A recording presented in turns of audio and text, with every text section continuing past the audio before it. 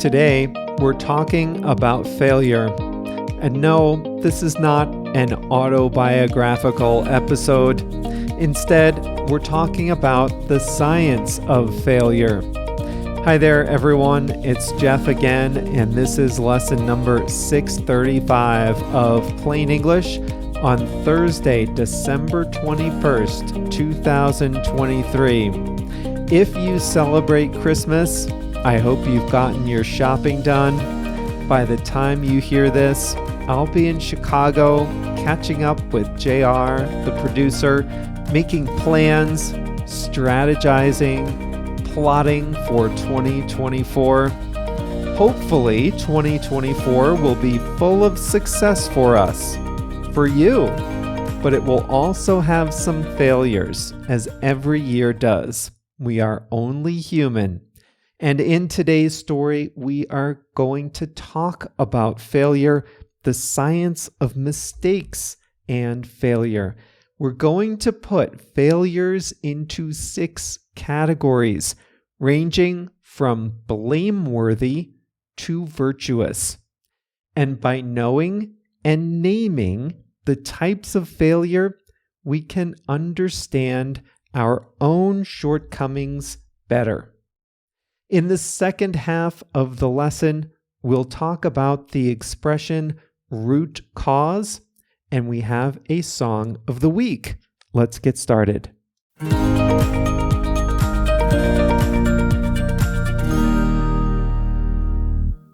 Often, when something goes wrong, our first instinct is to look for someone or something to blame.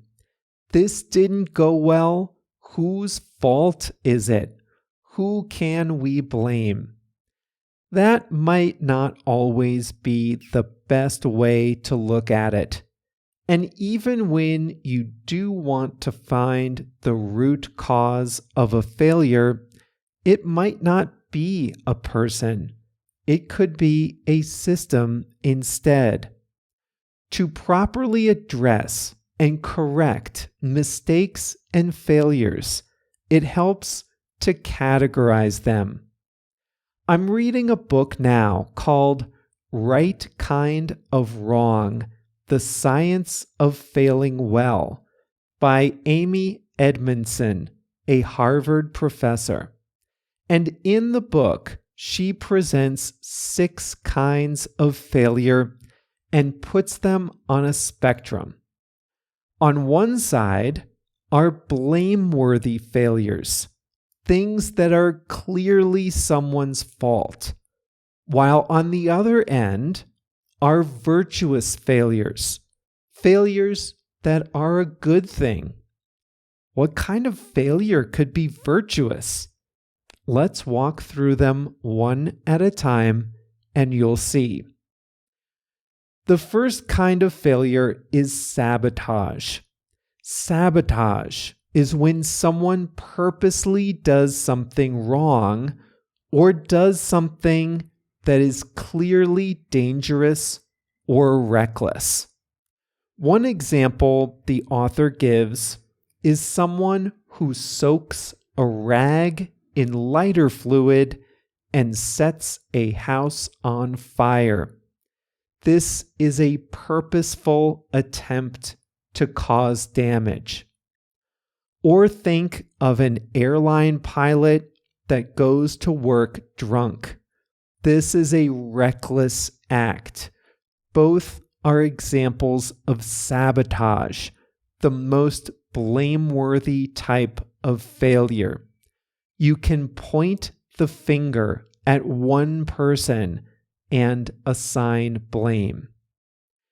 The next type of failure is inattention. Picture a driver on the highway. He looks away from the road to answer a text or browse the web, and he crashes into another car and injures another driver. This is inattention. The driver should have prevented the crash, but he didn't because he wasn't paying attention. In this case, the driver deserves some blame. His decision led to a bad outcome, even though he didn't mean it. Inability is the third type of failure.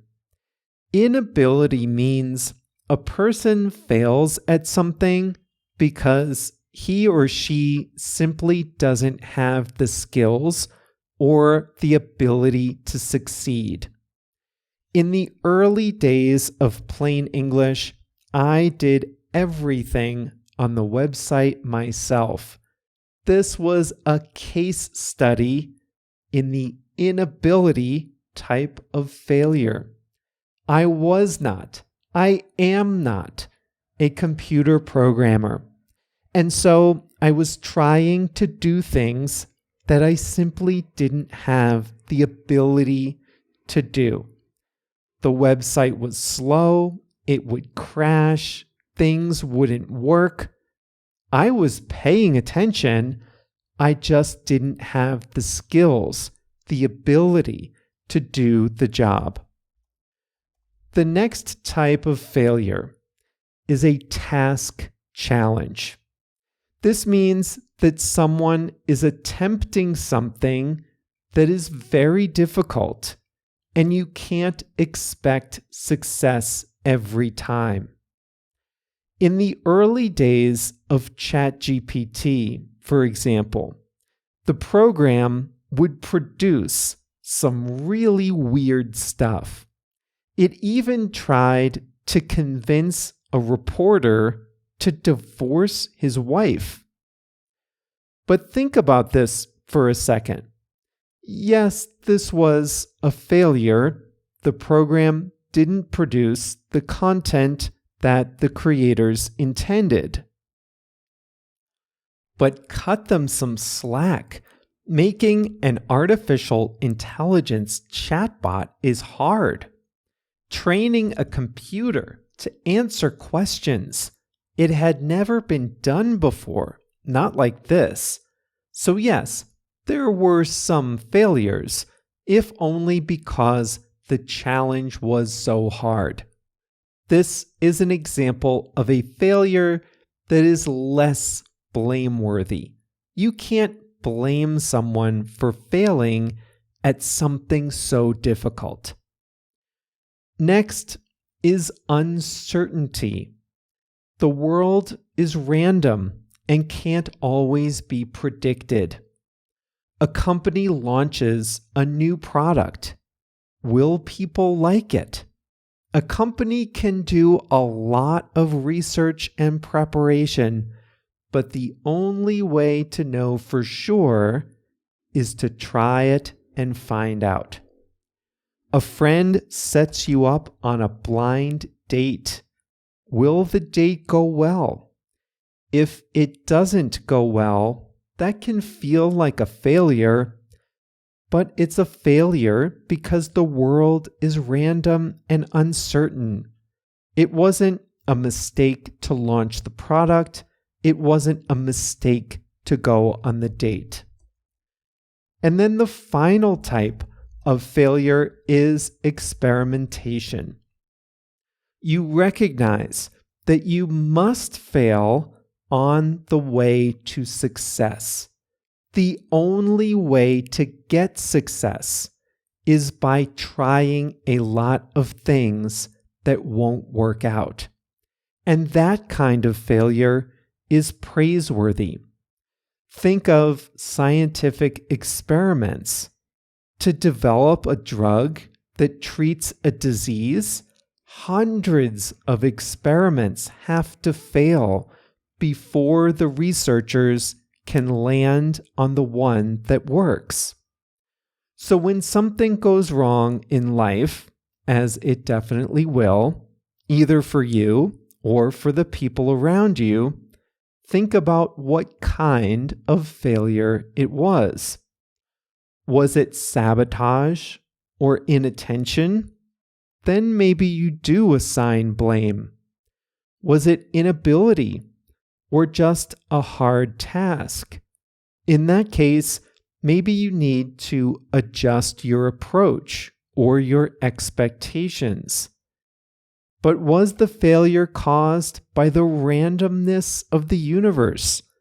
Or was it the result of experimentation? If it's one of those two, then maybe you deserve a pat on the back.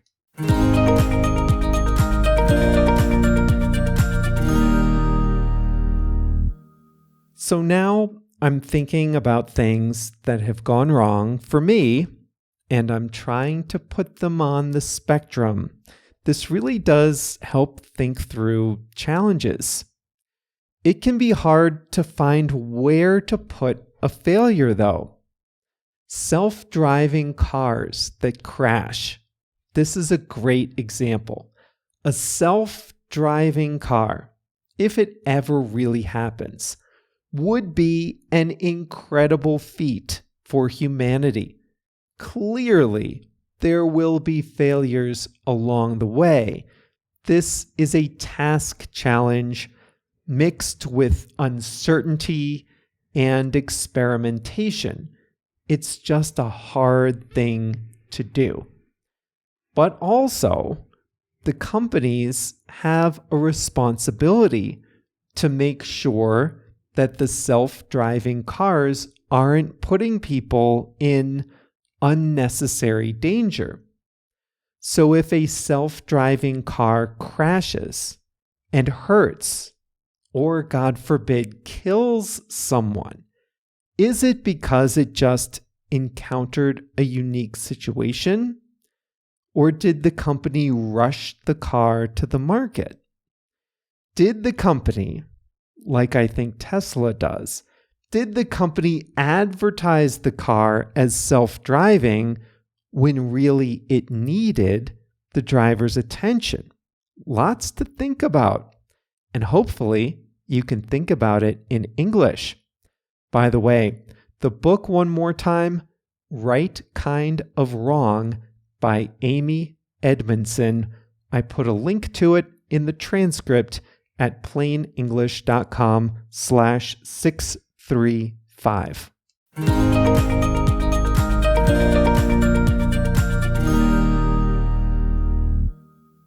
Today's song of the week is Sweet Disposition by the Temper Trap. They are an Australian band. A person's disposition is their way of acting, their way of being. So a sweet disposition is like a sweet way of acting. The Temper Trap, Sweet Disposition, is the song of the week. Thank you, J.R.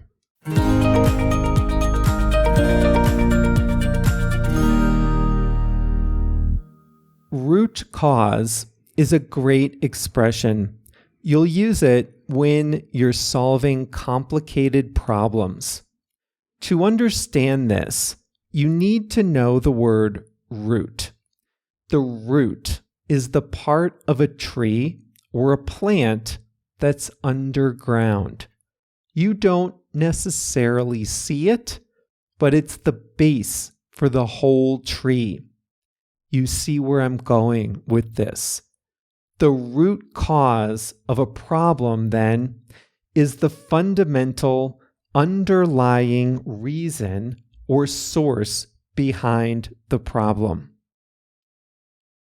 Often, problems have a proximate cause and a root cause. The proximate cause, this isn't a common expression, but it's the correct word. The proximate cause is the thing you see, or the most obvious reason for a problem. But the root cause is the fundamental cause, the basis, the real source of the problem. And that might not always be obvious. Let's take a simple example.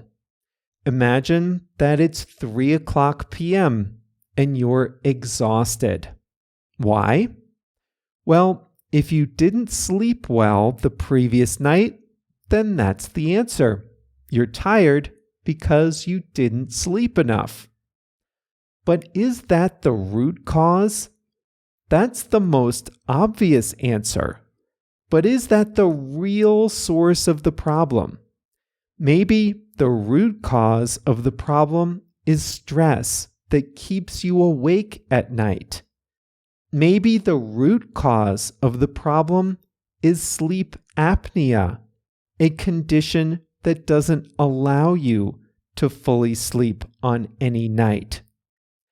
If you have too much stress, or if you suffer from sleep apnea, then you won't solve your problem by going to bed earlier. So anytime you have a complicated problem, you want to look for the root cause. In today's story, we talked about multiple kinds of failure. When something goes wrong, it can be helpful to find the root cause of the failure. And to help us do that, the author, Amy Edmondson, created 6 types of failure to analyze. Let's say you have a business that delivers products to customers, and customers always get the products late. You could yell at the delivery driver, but is the driver the root cause of the problem? Is the driver the fundamental source of the problem? Maybe the driver is slacking off. But it's also possible, more likely actually, that the root cause is that you're not planning for traffic when you make delivery estimates. Or maybe the root cause is that you're giving each driver too many packages to deliver in a day. You see what I mean? For a while, I was fighting an unwinnable battle with customer support. It was with a technology company that I used, past tense, with plain English, and I keep having problems, and I get on the live chat.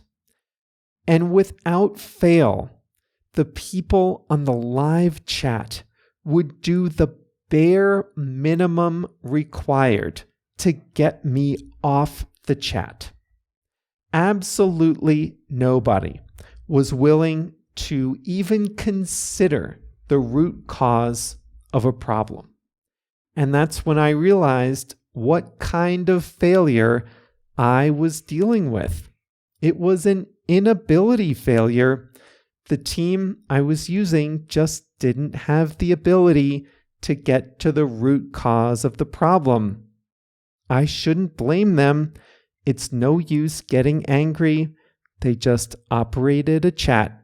So I switched to a provider with better customer service and the ability to identify root causes of problems. Oh, I forgot to mention, I was going to say this earlier, but this is the last new episode of the year. Everyone that works on Plain English, I tried to give them all a break by creating shorter lessons earlier this year, but they were like 100 words shorter than normal.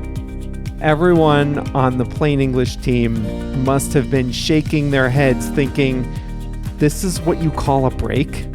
So we are going to be off until after the new year. Our next new episode will be Monday, January 1st. We'll put something in your podcast feed next week, but the next full episode, the next lesson set, will be lesson 636 on Monday, January 1st, 2024. So congratulations on an amazing year. I am just always so proud of and inspired by all the great work you're doing, all the great progress you're making. Keep up the great work. We'll be back in 2024 better than ever for another year of English learning together. See you next year.